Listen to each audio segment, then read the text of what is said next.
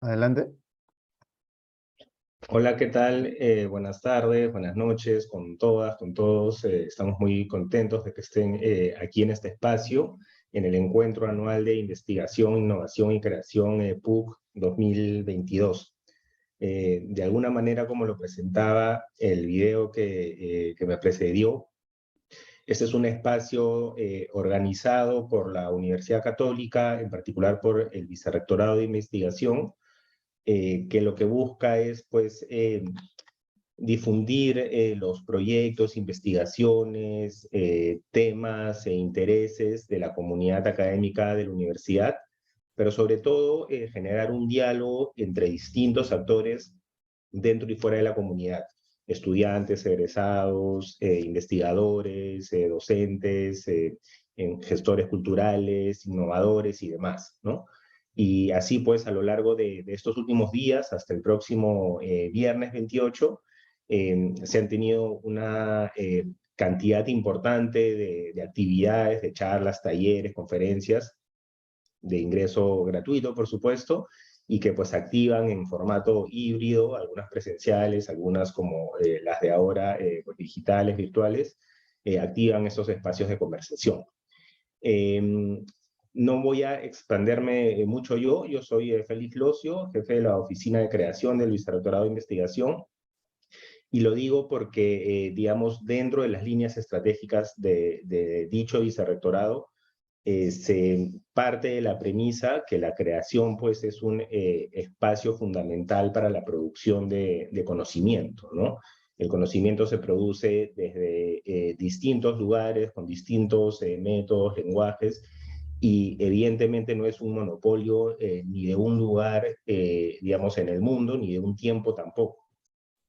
Y un poco en esa línea, desde esa premisa, es que queríamos activar o, digamos, generar esta conferencia, ¿no? Estamos muy, por supuesto, contentos de que Ulla Hornquist haya aceptado nuestra invitación para compartir también su conocimiento y algunas, por supuesto, inquietudes que esperamos genere alguna conversación hacia el final del espacio, a través de, digamos, esta conferencia titulada Creación, Conocimiento y Saberes en el Perú Ancestral y Contemporáneo, reflexiones desde la investigación y mediación cultural. Ulla Hornquist es directora del Museo Larco, es docente en la maestría en Curaduría e Historia del Arte de la Pontificia Universidad Católica del Perú, magíster en Museología por la Universidad de Nueva York y arqueóloga por la PUC, ¿no? Y por supuesto, pues, me demoraría mucho comentar su trayectoria, pero evidentemente pues tiene un camino recorrido importante en la investigación y en la gestión cultural pública y privada. Así que sin más, pues gracias Ula nuevamente, abrimos la mesa contigo y el formato es un poco pues de tu presentación y como dijimos es al final los últimos 15 minutos alrededor, abrimos al espacio de preguntas, diálogos, también pueden ir preguntando por supuesto por el chat. Bueno, eso, muchas gracias. Muchísimas gracias, Félix, por la invitación, primero, y a mi universidad por este espacio interesante de conversación, y muchísimas gracias a todas y todos los que están acompañándonos en este espacio de conversación. Muchísimas gracias por considerar importante tener estos espacios más amplios, ¿no? Donde diferentes personas que venimos trabajando en el ámbito cultural desde otras maneras de relacionarnos con los saberes, los conocimientos, no necesariamente dentro de una investigación formal, digamos, académica, en un estudio, por ejemplo, de investigación, ya sea dentro de una tesis o acompañando algunos otros estudios formales, aunque la idea sería poder generar este tipo de estudios también, esa es un poco la intención de esta conversación.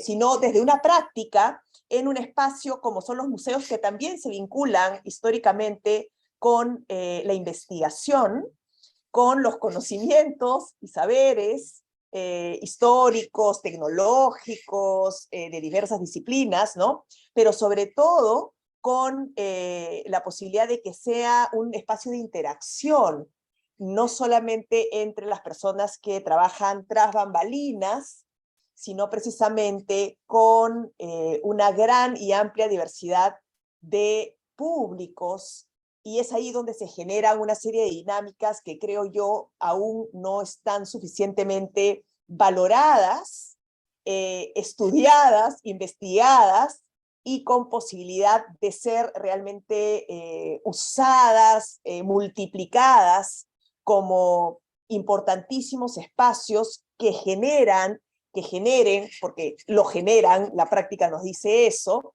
una posibilidad de dar respuestas a preguntas que nos preocupan en el presente a muchos de nosotros, y en realidad a toda la gente desde diversos ángulos. Entonces, gracias por ese espacio. Yo soy una persona monotemática, la gente que me conoce sabe que esa amplia trayectoria en realidad está muy centrada en este espacio de interés que son los museos, ¿no? Yo tengo la formación de arqueóloga y también he estado mucho tiempo trabajando, no exclusivamente, pero mayormente en espacios de museos que gestionan o cuyas colecciones principales son arqueológicas, y probablemente muchos de los ejemplos y mucho de lo que yo voy a compartir ahora de mi experiencia con miras a generar este diálogo y a una serie de preguntas que posibilitan investigaciones, parten de esta experiencia con museos arqueológicos en el Perú. Y además hay un vínculo con el tema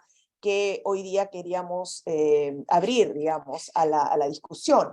Y es que la praxis en museos nos viene indicando que el espacio de la mediación, no solamente el espacio de la exposición o las investigaciones directamente relacionadas a la colección desde diversas disciplinas, en particular la arqueología, la historia del arte, etcétera, la antropología visual, e incluso las ciencias naturales, diversos investigadores que desde estas disciplinas también se aproximan a las colecciones, sino el espacio de la mediación, de la conversación pública, de la programación pública, de la programación educativa, de la interpretación patrimonial, es un espacio muy interesante para vincular precisamente esos conocimientos que desde la academia o desde los estudios de colecciones se vienen haciendo en estos espacios, y problemas, preguntas, situaciones que nosotros como comunidad peruana, digamos, tenemos, y que el espacio de la mediación permite una serie de encuentros entre el pasado y el presente mucho más dinámicos que diría yo que otros. Creo que tampoco hay muchos otros espacios donde esto se ve. Quizás el otro espacio es la escuela, ¿no? Y muchas veces la estructura de la educación formal, ¿no? Tiene ya ciertos parámetros, la propia currícula probablemente, las propias competencias y niveles que han de ser alcanzados, determina también una manera, en algunos casos secuencial, ¿no? De conseguir o de ir alcanzando ciertos logros, pero en el caso de los museos, siendo un espacio de aprendizajes no formales, ¿no? También es importante ver cómo se abordan estos aprendizajes o estos nuevos sentidos o construcción de sentidos que se vienen dando, preguntas y exploración para diversas rutas de respuesta que se generan en la conversación pública en los espacios. Y en este caso quiero hablar precisamente de la mediación con el cuerpo presente de los mediadores o de los agentes de mediación, porque desde la museología, desde la curaduría, también podemos hablar de espacios de mediación cuando uno hace una exposición. También es una mediación, pero es lo que llamamos una mediación no cara a cara. Es decir, ahí ya el curador ha puesto en escena una narrativa, ¿no es cierto? Una selección de objetos y de decisiones museográficas a fin de decir algo que detone experiencias en los públicos, pero ahí no está de cuerpo presente, por así decirlo, el agente mediador o los agentes mediadores, ¿no? Entonces, en esta conversación yo quería hacer un punto, llamar la atención sobre algo que en los museos peruanos aún no se ha valorado lo suficiente. Es más, la propia comunidad museológica viene conversando mucho internamente de la necesidad de que esto se convierta en un espacio regular, digamos, regular, constante, importante, necesario en los museos. Y yo me imagino que en el público que está hoy día acompañándonos deben haber jóvenes, diversos colegas de diversas disciplinas, y creo que esto puede ser interesante para diversas disciplinas, precisamente, para diversos enfoques y miradas, para entender qué pasa en esos espacios, ¿no? Entonces, bueno, esa sería un poquito la intención, es un poquito, digamos, particular, ¿no? Porque generalmente los museos o han sido estudiados un poco más históricamente, su evolución, ¿no? Pero estos procesos que se dan en el público y en las transformaciones en el público, los famosos estudios de público, por ejemplo, que deben llevarse a cabo para entender qué pasa en los museos como procesos en la mente, en los afectos, en las emociones, en las expectativas, en las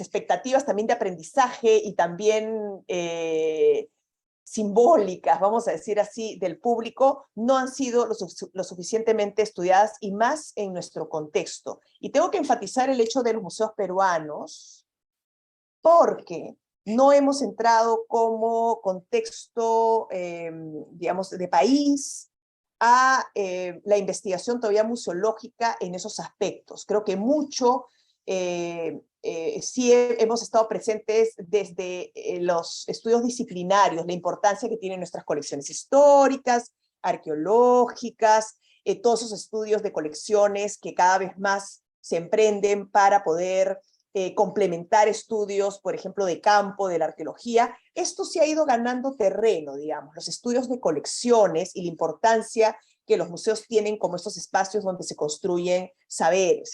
Eso sí, pero veamos este otro lado, que es lo que concierne a la relación con este otro gran tesoro que tenemos los museos, que es la posibilidad del encuentro público, ¿no? Con los públicos. Entonces, yo quería partir de una idea. Últimamente estoy explorando, justamente este encuentro me encontró, digamos, con la invitación de Félix, en un momento en que yo misma estoy retomando mi propia investigación, curiosamente arqueológica. Estoy emprendiendo el doctorado después de que ya encanecí, ¿no? Y es un buen momento para mí, porque cuando me vuelvo a encontrar con la arqueología, me encuentro con la arqueología tras 25 años de museología.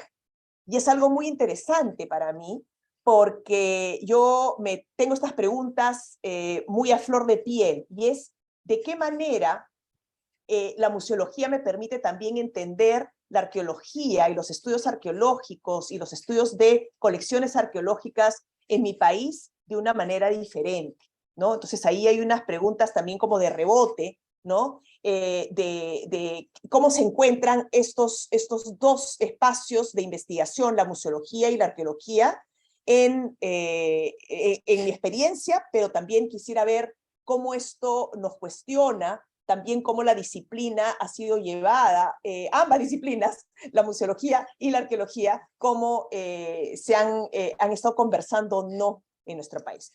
Y yo partía un poco de una confirmación que creo que para mucha gente es obvia, y es que en nuestro país los museos, bueno, no vienen de una tradición propia, ¿no es cierto? Los museos vienen de una tradición occidental, tienen una historia bastante larga en Europa, ¿no? Incluso, digamos, podríamos encontrar algunos ejemplos, si nos queremos jalar la pita, pues, mucho más atrás, que del mundo helénico, por así decirlo, que es donde surge la palabra, quizás algunos casos, pues, de búsqueda de tesoros de una civilización anterior como una suerte de botín de guerra o para mostrar pues el dominio sobre otros hasta, si queremos, hasta Babilonia, Siria, ok, pero digamos que es esa tradición, ¿no es cierto? No tenemos una tradición propia, por así decirlo, de museos hasta que en el siglo XVII, por ahí, por así decirlo, comienza este tema de los gabinetes de curiosidades también en América, y bueno, ya llegando a la República, con la fundación de la República, la fundación de nuestro Museo Nacional, que en gran medida, pues, podríamos decir que hasta el día de hoy sigue siendo un gran proyecto, ¿no? Un gran proyecto todavía a ser consolidado, ¿no? Pero esa es la tradición de la cual vienen los museos. Y hay que tener en cuenta que con la fundación del museo también viene toda esta tradición disciplinaria de formar museos donde se muestra a un otro, ¿no? A un otro que puede ser estudiado desde la disciplina, por ejemplo, desde la historia o desde la arqueología. Pero más que ser la muestra de un nosotros, siguió siempre siendo un otro, ¿no es cierto? Un museo que clasificaba, un museo que ordenaba en cronología, muy decimonónico, muy del siglo XIX, pues, ¿no es cierto? Y de esa tradición venimos, ¿no? De tener museos pues muy disciplinarios, ¿no? Disciplinarios arqueológicamente hablando, ¿no? Donde hablamos de la evolución, de donde hay un enfoque cronológico, cuál fue el inicio, ¿no? E incluso nos ha costado irlos actualizando, o sea, la arqueología ha ido avanzando en sus investigaciones y los museos no necesariamente se han ido actualizando a esa velocidad, hay que decirlo, ¿no? Pero bueno, venimos de esa tradición, ¿no? Y ha costado comenzar a cuestionarnos qué queremos mostrar en los museos de arqueología. Si queremos seguir hablando de ese pasado o queremos hablar de un nosotros. Y es algo que hasta el día de hoy, hay que decirlo, no ha tenido una solución y tampoco ha tenido una discusión pública. Pero hemos tenido algunos, no voy a decir experimentos, pero algunos espacios en donde hemos podido estar experimentando algunas propuestas. Por un lado están las exposiciones temporales que han permitido, ¿no? Hacer una exploración diferente de propuestas desde el material arqueológico más temáticas, por así decirlo, ¿no? Ahí están todos los ejemplos de las grandes exposiciones, por ejemplo, que el Mali ha venido haciendo los últimos años, con grandes productos editoriales que se quedan para la posteridad como un gran aporte, y algunos cambios que hemos venido haciendo en algunos museos, y ahí quiero entrar yo con la experiencia curatorial que he tenido, por ejemplo, en el Museo Larco, ¿no? Donde hemos tenido la chance de hacer algunos cambios bastante radicales hace ya más de 10 años, en donde emprendimos una renovación museográfica, curatorial museográfica, en la que cambiamos un poco el paradigma de exposición y nuestra narrativa comenzó a ser una narrativa no cronológica, no estilística, sino más temática y empatando lo arqueológico con un tema más general de cosmovisión, ¿no es cierto? De manera de estar en el mundo, incluso nuestra propia narrativa, los textos, ese es nuestro storytelling, esa es nuestra línea narrativa en el museo. Quería hacer este antecedente más museográfico para poder entrar desde allí a la parte de mediación. Sin embargo, estos cambios igual dados en la narrativa siempre nos mantienen un poco esta pregunta que a veces los públicos traen también al museo, y es, a ver, ¿qué hacen estos objetos acá? ¿No es cierto? El tema del museo es, oigan, ¿no deberían estar los objetos en los sitios arqueológicos? ¿Cómo es que llegaron acá? El tema del coleccionismo, que son preguntas muy retadoras y muy, más que cuestionadoras, son retadoras, precisamente, no solamente para la institución, sino para la disciplina misma. Porque precisamente desde el momento en que comenzamos a empatar las colecciones arqueológicas con temas de cosmovisión, queda claro que estos objetos no era para estar ahí afuera siendo vistos, era para tener su posteridad en las tumbas de los ancestros, por ejemplo, de aquí hasta donde tuvieran que ser, digamos, si hablamos de una un respeto y una consideración a las prácticas ancestrales, por ejemplo, del culto a los ancestros, ¿no? Si nos ponemos justamente en ese lugar y hablar desde ese punto de vista, una consecuencia lógica es cuestionar precisamente la propia disciplina y los propios museos. Entonces, es una suerte de boomerang de cuestionamiento, ¿no? Y es interesante porque uno no puede hacer uno no puede taparse los ojos ni hacer oídos sordos a estas preguntas y a estas dudas y a estas conversaciones que el público quiere tener. Y aquí yo solamente quiero acompañar lo que voy a seguir diciendo con unas imágenes que creo que son imágenes bastante amables, bastante interesantes de cómo el museo se convierte en un espacio de conversación y donde surgen estos. Obviamente van a haber imágenes de públicos de diversas edades, ¿no? Pero bueno, siguiendo con esta idea de que estamos frente a un espacio que si lo comenzamos a ver como un espacio que como se dice en los estudios también de coloniales, el museo ha engullido a nuestros ancestros. Los ha tragado, están ahí adentro, engullidos, ¿no? Por esta voracidad de esta disciplinaria, pero además con el ímpetu colonial, ¿no? De capturar al otro, de encerrarlo, de cortar su temporalidad, de detener su continuidad en el tiempo. Bueno, todo eso, en verdad, es real, o sea, ha sucedido, sucede, ¿no?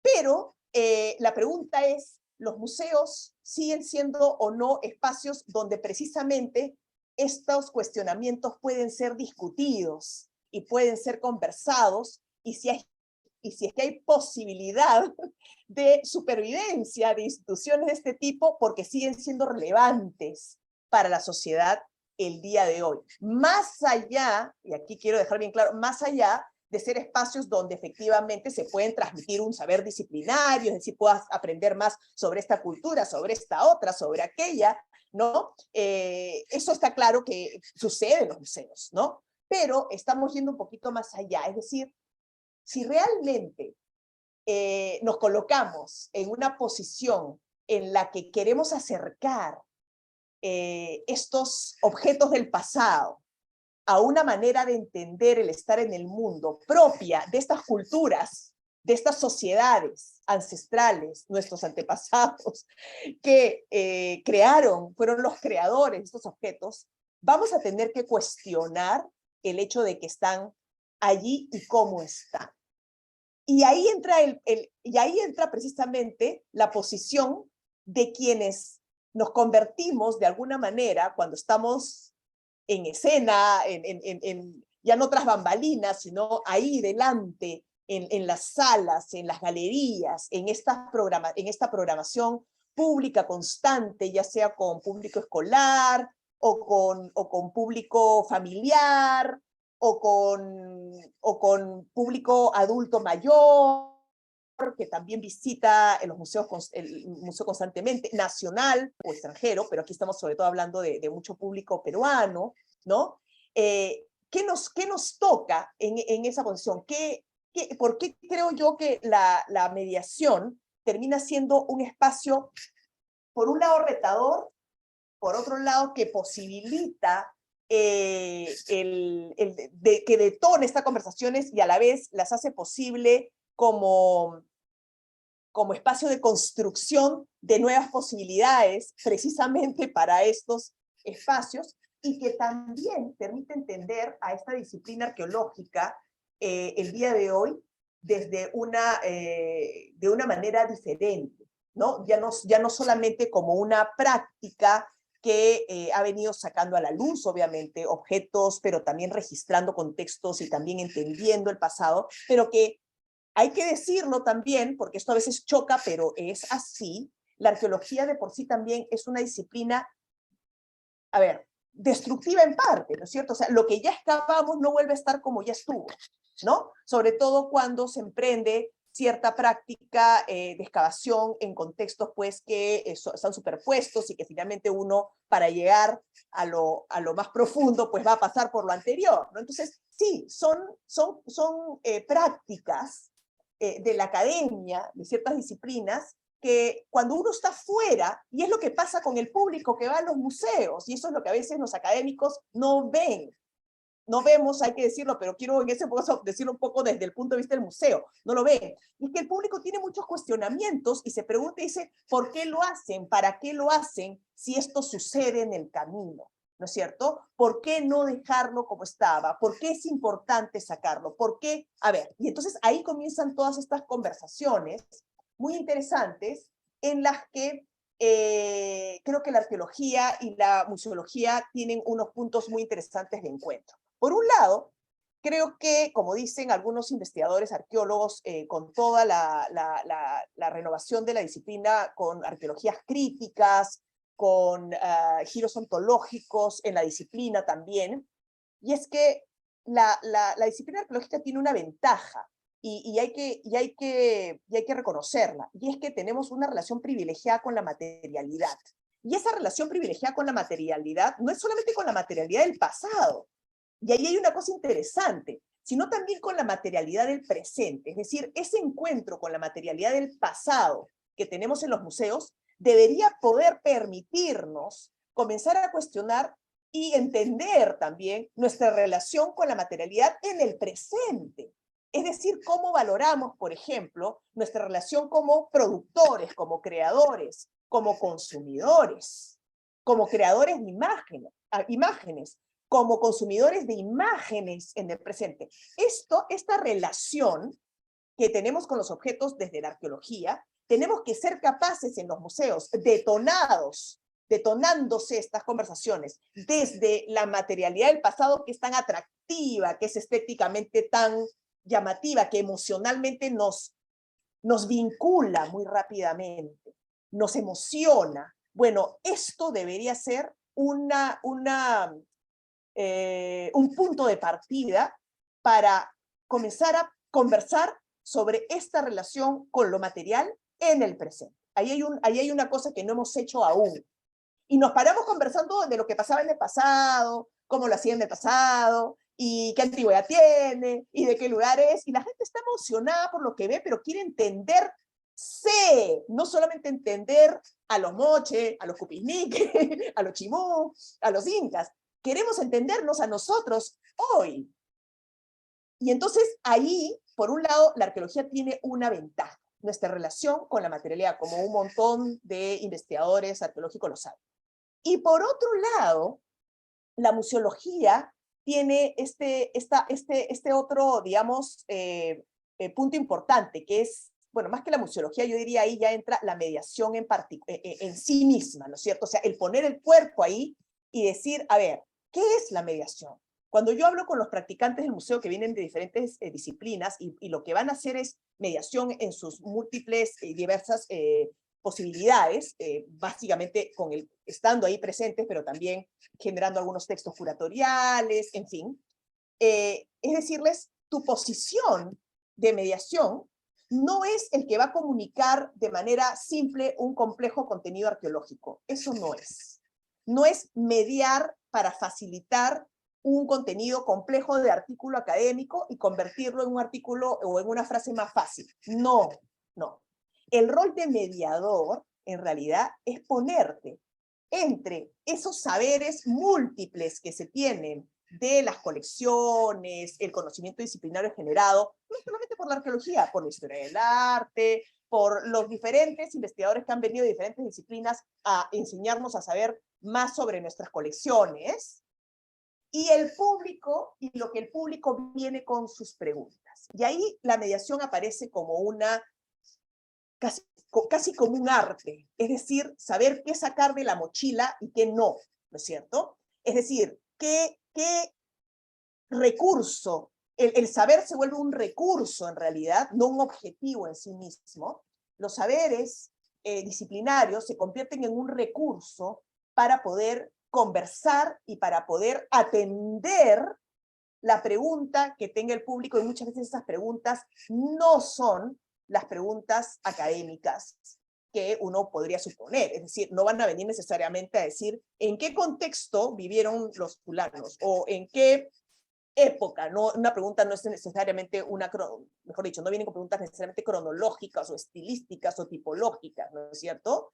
Vienen con preguntas que de repente incluso en algún momento vamos a tener que decir que eso todavía no se ha estudiado o no se ha emprendido esa investigación. Esas preguntas los académicos no se las han hecho todavía. Hay un montón de preguntas que en realidad son más bien para generar mucho conocimiento en el equipo curatorial, por así decirlo, de qué cosas no estamos realmente investigando aún. Es un espacio muy rico, muy potente, donde realmente hay que recoger, los mediadores se convierten en personas que pueden recoger realmente estos intereses públicos y hacen un arte y se foguean, yo diría, los mediadores en general tienen esta ganancia en su experiencia de ver qué tan útiles son esos conocimientos académicos para atender, para responder, para conversar con los públicos. Entonces, la mediación finalmente en el museo, tanto en programaciones más estructuradas como programas educativos escolares o programas en donde los públicos vienen invitados, ahorita todavía no lo hemos hecho después de pandemia, pero durante un par de años antes de pandemia estuvimos con una actividad muy constante, mensual, con la anterior curadora, con Isabel Collazos, que además es una experta en estudios de públicos, con temáticas muy diversas que por lo general en los museos de arqueología no se habían atendido. Les pongo un ejemplo, ¿ya? La lactancia materna, ¿no es cierto? Cuestiones médicas como de parto vertical. Bueno, los temas de sexualidad que, claro, están presentes en el museo porque tenemos una colección en particular de vasijas que representan actividad sexual, ¿no?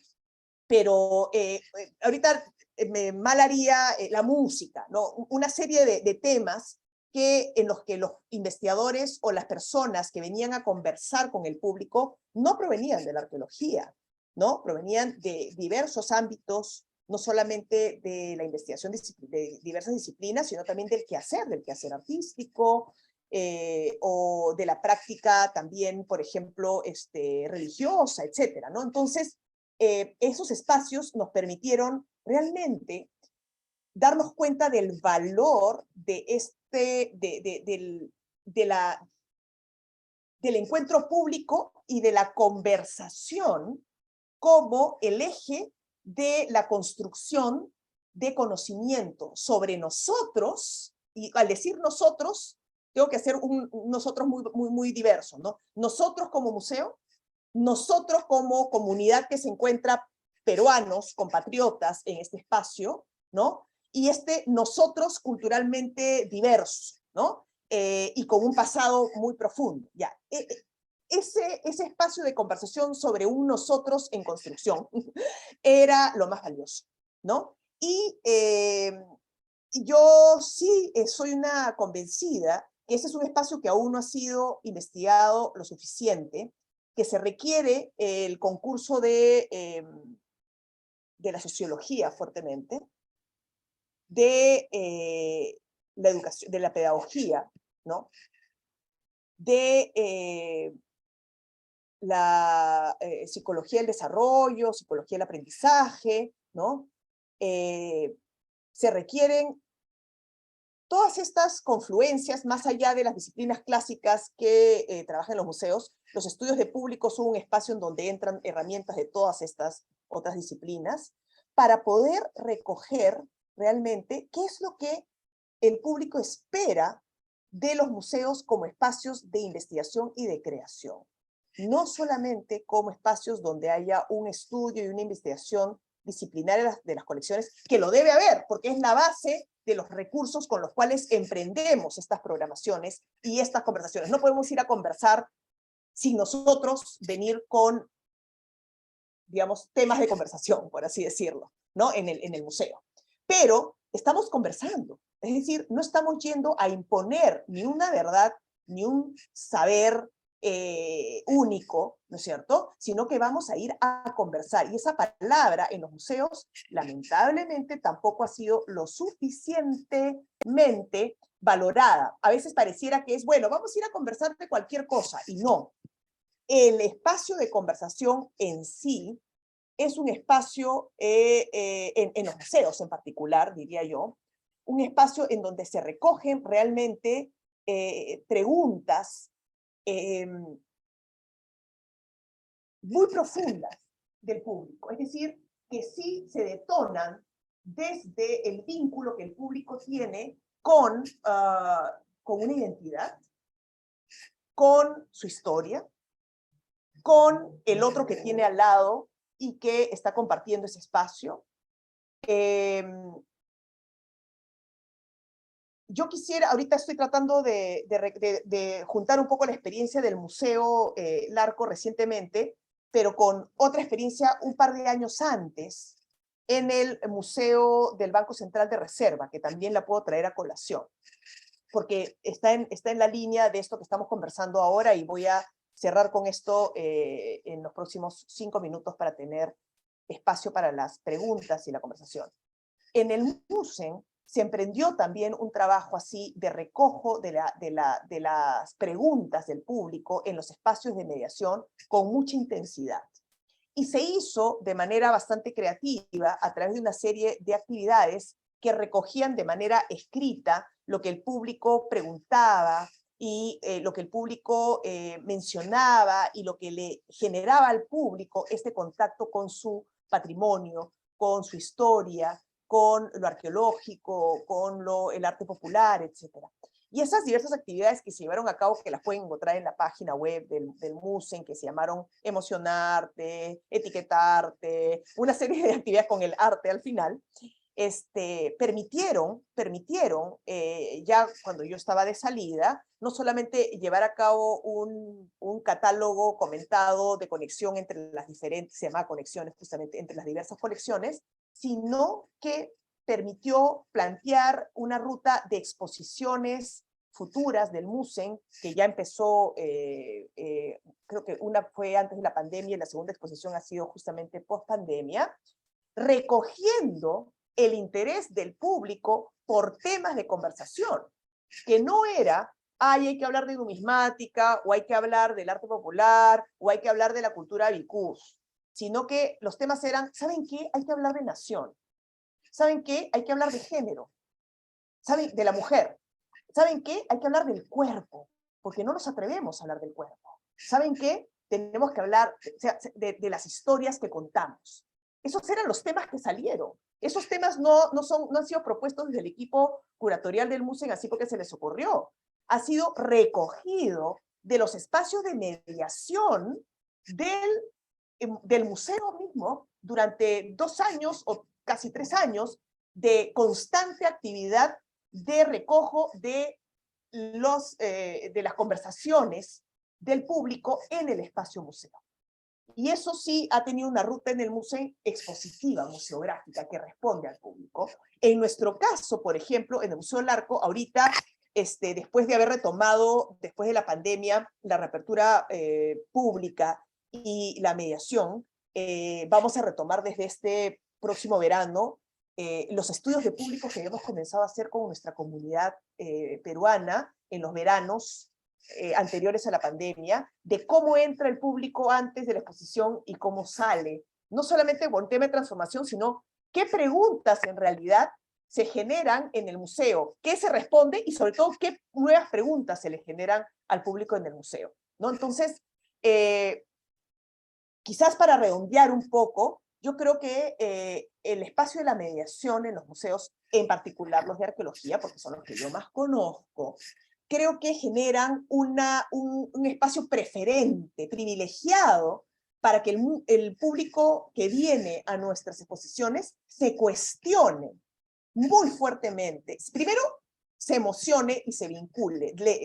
Viene y ya se vincula con un lugar interno muy rápidamente, eso hay que decirlo. Hay el contacto con lo precolombino en el Perú genera una interiorización, por así decirlo, de ciertas, o una conexión interna, mejor dicho, con un mundo simbólico fuerte, con referentes muy tempranos en nosotros, desde la escuela, con algo que está presente en nuestra imagen cotidiana, en nuestro consumo diario, ya sea en el ámbito turístico, televisivo, propagandístico, etcétera. Y ese acompañamiento, vamos a decir así, de esta no solamente estética, sino esta materialidad que nos rodea, permite que el público se cuestione precisamente esa relación que tenemos con esto y se pregunte sobre esta relación y nos cuestione a los museos esa relación.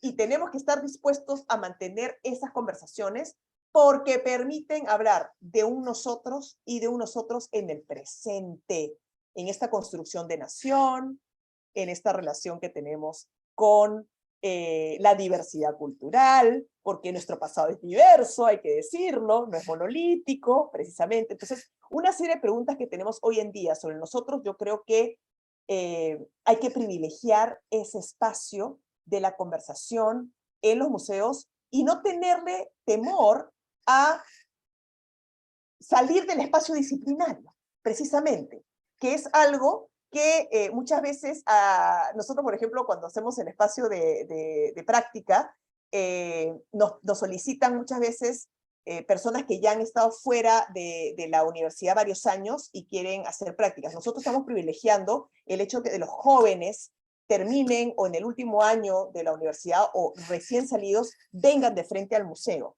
¿Por qué? Porque ese es el momento en que justamente le ven un valor diferente también a su disciplina y se cuestionan qué tanto su disciplina les sirve para conversar con los públicos.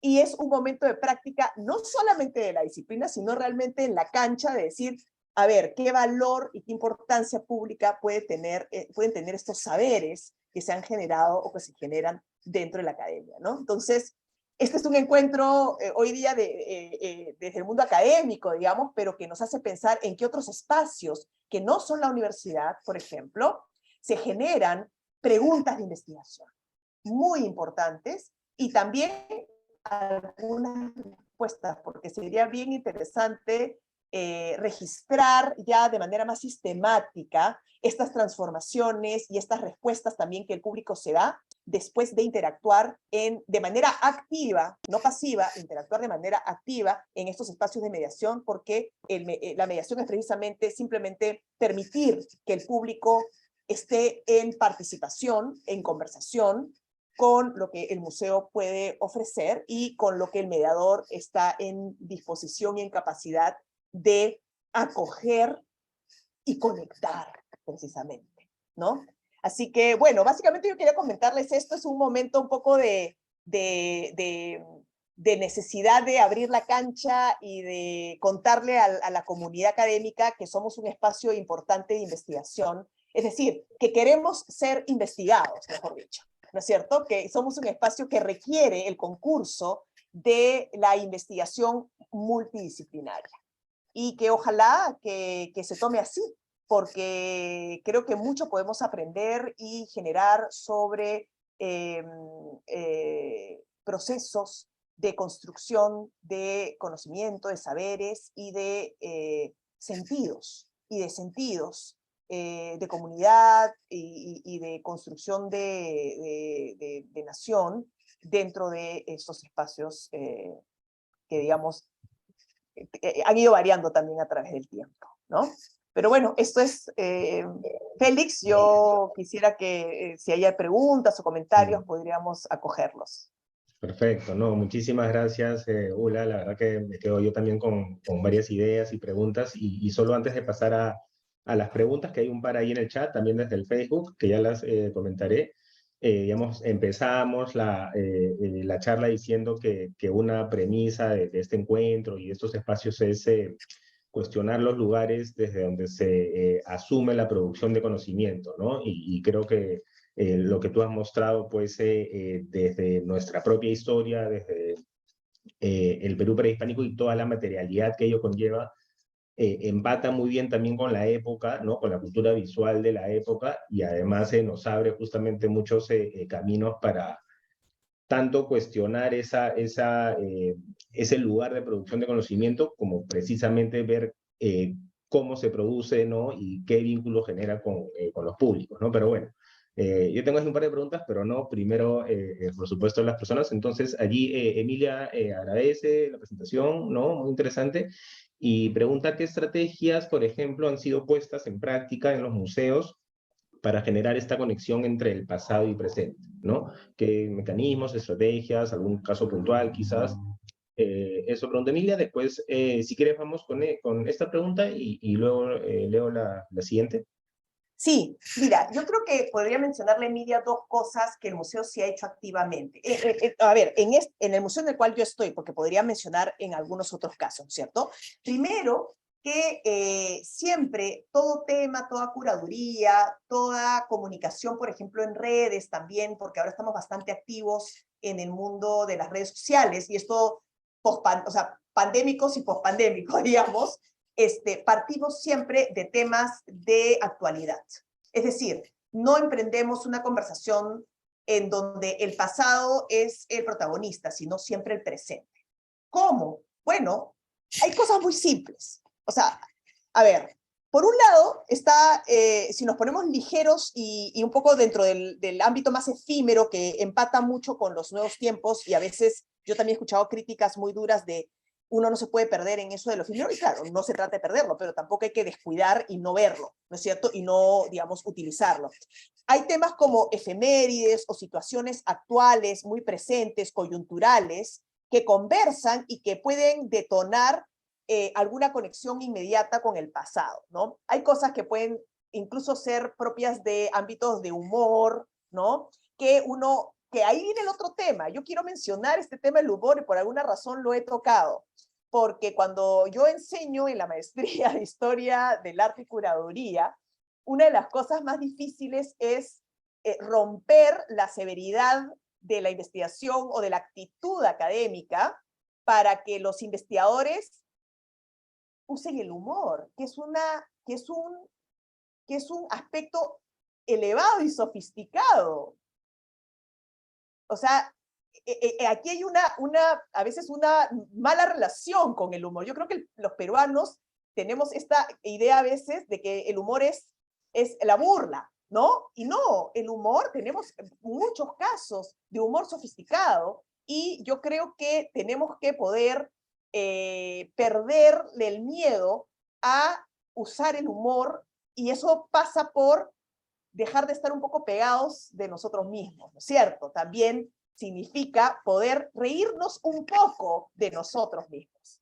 Y cuando el humor entra a empatar con contenidos, con maneras de referirnos a las cosas, se pueden generar contactos muy interesantes y muy, vamos a decir, populares en el buen sentido, ¿no es cierto? O sea, que pueden extenderse en un mundo que no es un mundo restringido a personas iniciadas en determinados saberes, ¿no? Entonces, creo que ahí, por ejemplo, nosotros hacemos un esfuerzo en conectar con cuestiones que a veces pueden parecer efímeras. Por otro lado, si uno va ahí en el ámbito de la mediación, no cara a cara, sino curatorial, cuando nosotros escribimos o curamos algo, siempre partimos de este tema del presente, cómo es algo en el presente y cómo eso, más que diferenciarse, tratamos siempre de encontrar los puntos en común, porque si no, alejamos nuevamente el pasado, ¿no es cierto? Y yo ahí sí le diría a Emilia que una estrategia es, más que la diferencia, lo semejante. O sea, hay una diferencia. Es diferente entrarle a la comparación que a la oposición, ¿no? Entonces, cuando uno dice, mira, hoy día lo que brilla son las luces en la calle, ¿no es cierto? ¿Qué brillaba antes? Los astros en el cielo. Ok, entonces estoy partiendo, no, claro, hay una diferencia, pero estoy partiendo de algo que es lo mismo, el brillo, la luz, la búsqueda de esa sensación que en la oscuridad se destaca. ¿no? Ok, entonces parto de lo semejante. Otra estrategia que podría mencionarle a Emilia es abrir mucho las puertas a la conexión con el arte contemporáneo.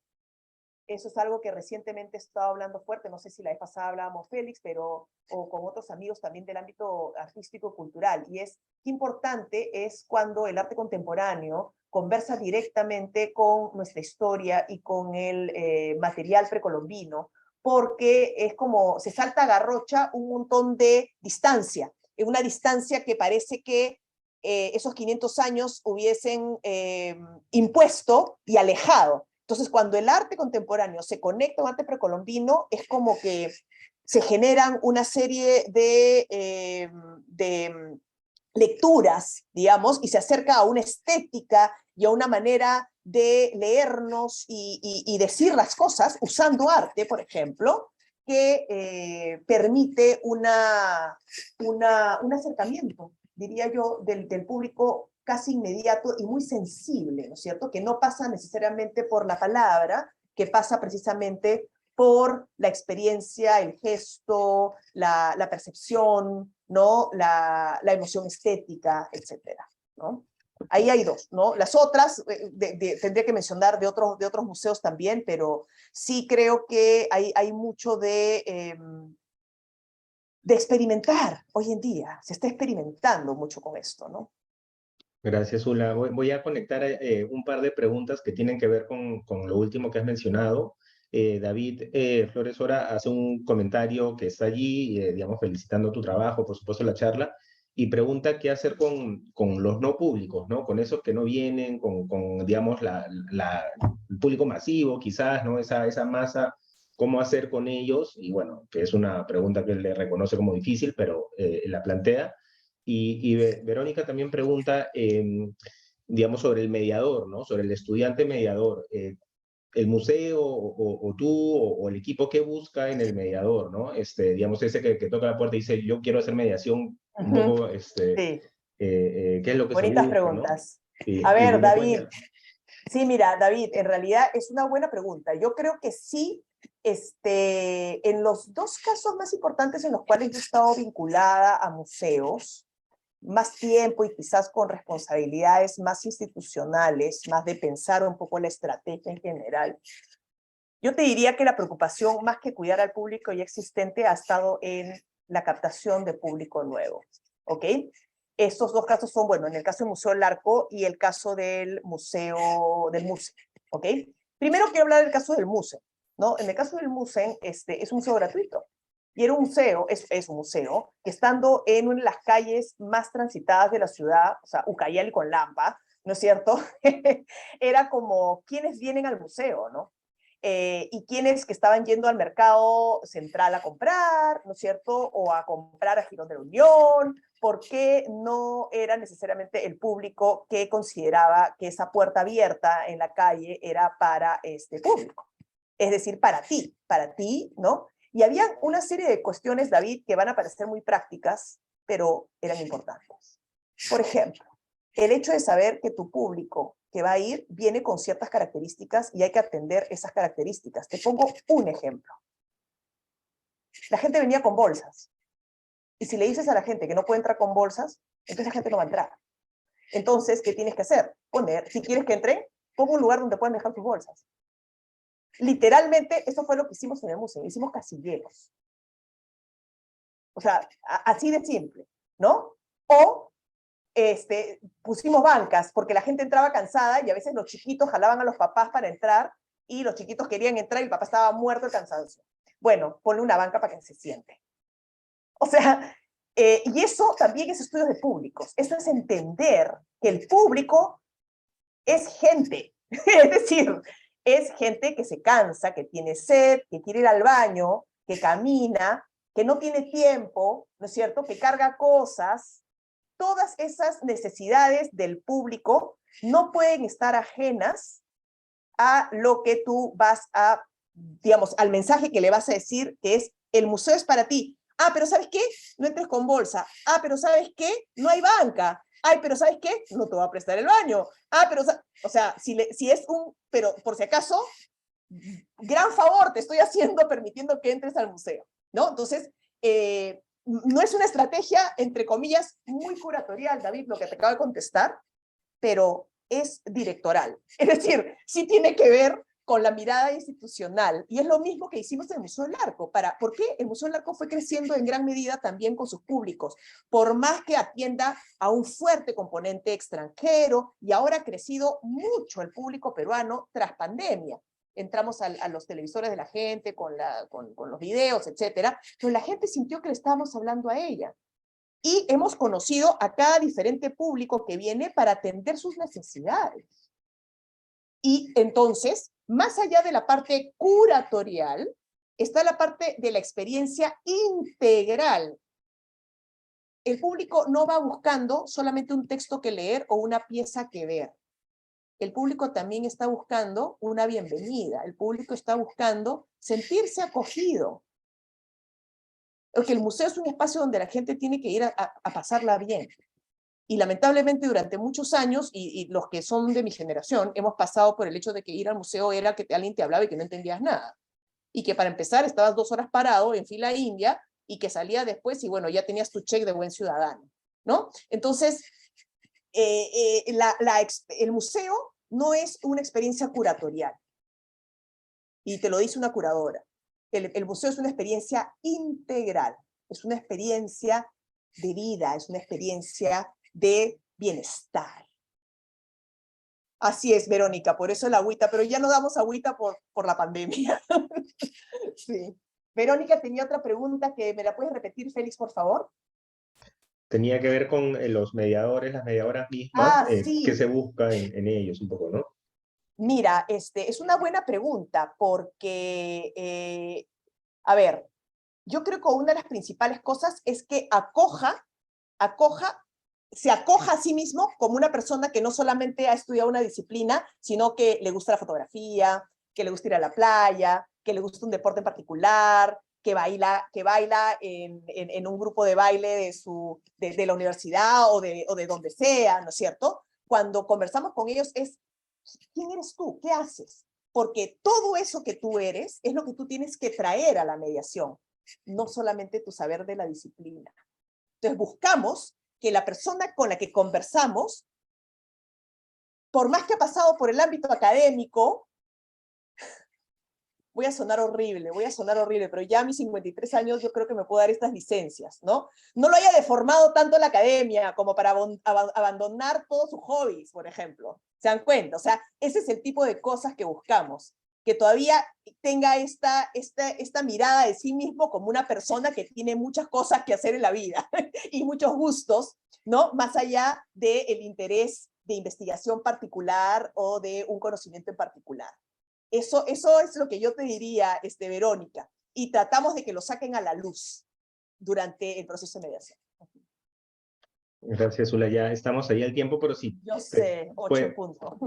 Pero sí, igual voy a leer las últimas preguntas por si te robamos algunos minutitos más, y en realidad están conectadas, ¿no? Las preguntas de Vania, de Carlos, la pregunta por Facebook, ¿no? Que tiene que ver con, lo mencionabas, ¿no? Con el vínculo, digamos, de la curaduría y la mediación con, por ejemplo, nuevas tecnologías, con el campo digital, ¿no?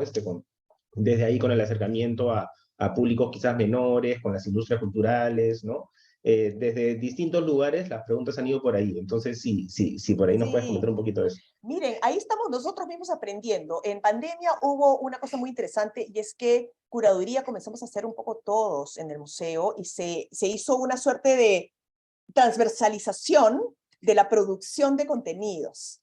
¿A partir de qué? A partir de la necesidad de la digitalización.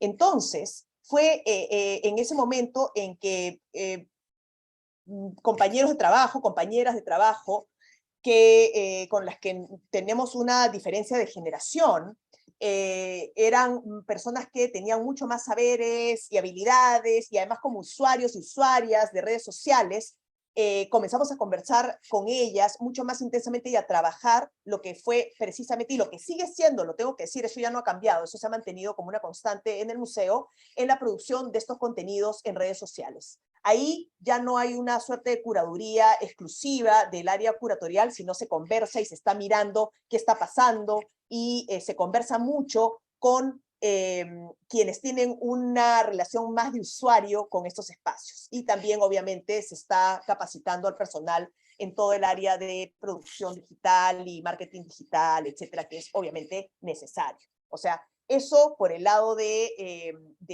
qué cambios hubo también al interior de lo que es un equipo de trabajo, ¿no? Y experimentando con contenidos digitales y entendiendo, hay dos cosas que hemos entendido recientemente, bien interesantes, eso sí me gustaría contarlo. Nos hemos metido recién en TikTok, por ejemplo, ¿no? Y lo pensamos mucho, muchísimo lo hemos pensado, porque nadie entiende ese algoritmo.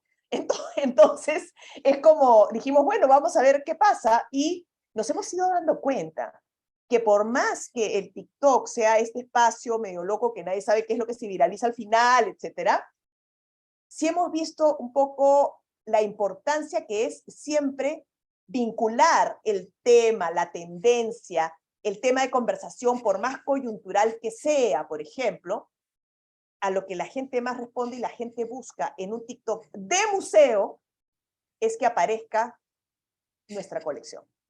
Es bien interesante. Ahí se responde.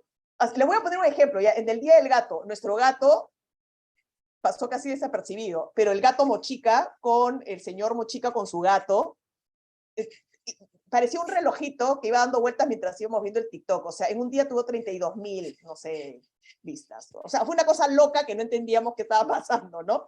Eso por un lado, o sea, entender un poco que la relación siempre con el museo, sea la red social que sea, hay una búsqueda importante de esta conexión con esta, con la colección.